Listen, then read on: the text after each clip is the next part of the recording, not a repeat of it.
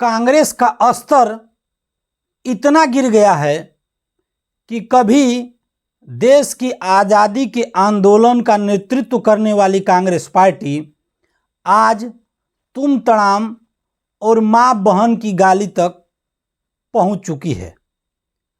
जी हाँ मित्रों, मैं जलस सिंह आप सभी का देसी दृष्टिकोण के एक नए अंक में स्वागत करता हूं, अभिनंदन करता हूं, वंदन करता हूं। जैसा कि आप सभी जानते हैं, 1885 में एक रिटायर्ड आईसीएस अधिकारी ए.ओ. ह्यूम ने कांग्रेस पार्टी की स्थापना की थी। कालांतर में वह महात्मा गांधी जी के आने के बाद वह देश का नेतृत्व की और कांग्रेस में गांव-गांव और जन-जन के लोग शामिल हुए और आज़ादी की लड़ाई को कांग्रेस ने लड़ा।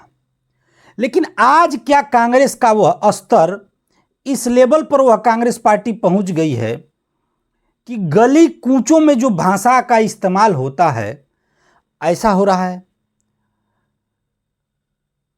बसपा सुप्रीमो बहन कुमारी मायावती जी ने भी कटाक्ष करते हुए इस पर अपना क्षोभ व्यक्त किया है और जो भी समझदार व्यक्ति है और भारत देश में प्रधानमंत्री जैसे संवैधानिक पद पर बैठे हुए कोई भी व्यक्ति हो, उसके मां की गाली यह देश बर्दाश्त नहीं कर सकता है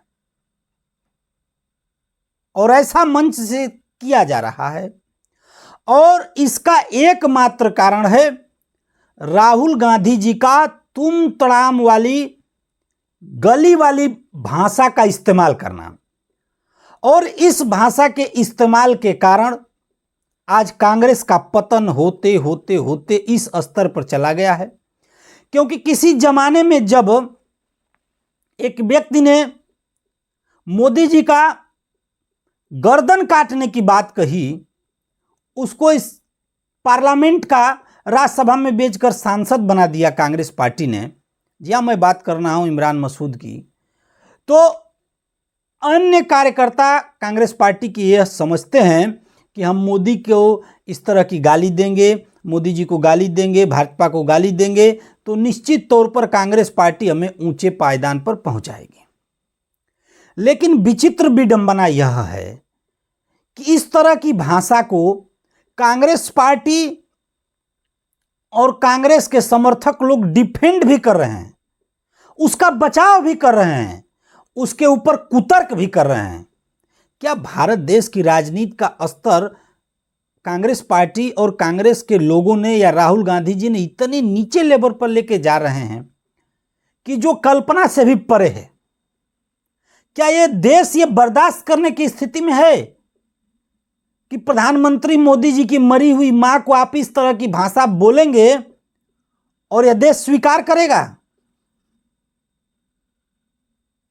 मित्रों, सारे संवैधानिक संस्थाओं पर आरोप लगाना, संविधान को न मानना।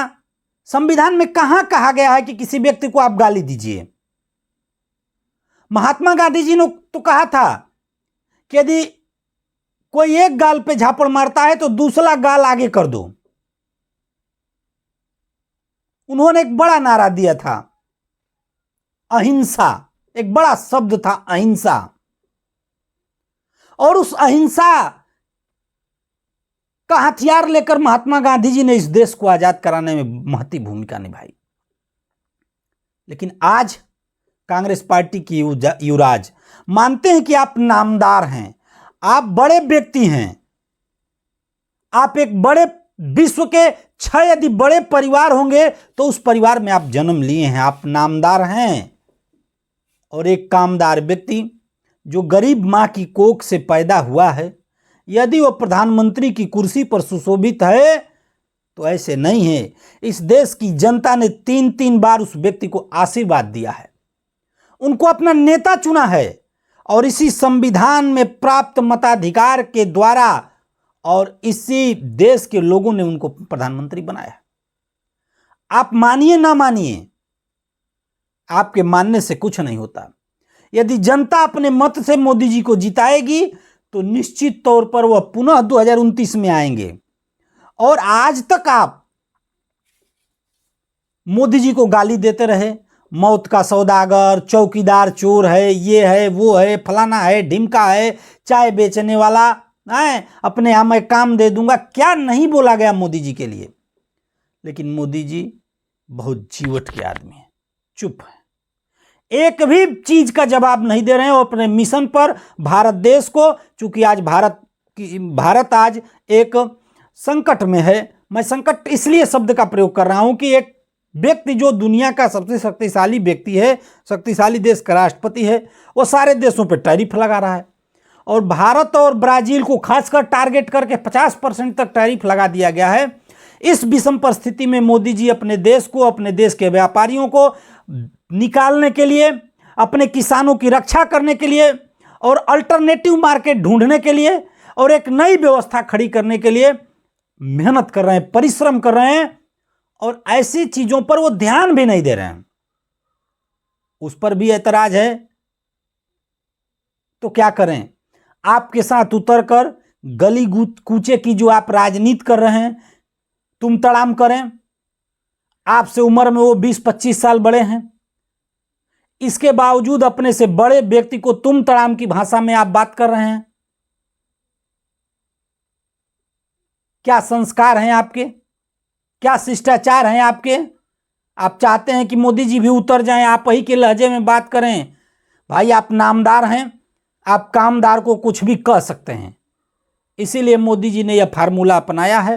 वो कुछ नहीं बोलेंगे, लेकिन देश की जनता और भारतीय जनता पार्टी के लोग यह बर्दाश्त नहीं करने की स्थिति में हैं कि आप मोदी जी की मरी हुई माता को आप गाली दें। और 55 साल तक आप अभी युवा ही हैं। हमारे यहां 55 साल के लोगों को युवा नहीं कहा जाता है। कब आपकी बुद्धि खुलेगी?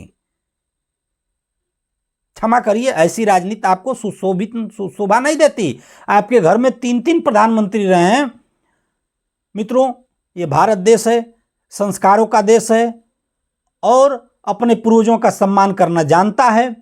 कांग्रेस पार्टी को नित्य नए गर्त में ले जाने का काम राहुल गांधी जी कर रहे हैं। और मैं दावे के साथ आज कह रहा हूं कि जब तक राहुल गांधी जी कांग्रेस की कमान संभालेंगे तब तक भारतीय जनता पार्टी जीतती रहेगी, क्योंकि इनके कुकर्मों, इनके इसी तरह के बर्ताव के कारण भाजपा पुनः आएगी, जनता पुनः आशीर्वाद देगी, बिहार में कमल खिलेगा, नीतीश बाबू मुख्यमंत्री बनेंगे।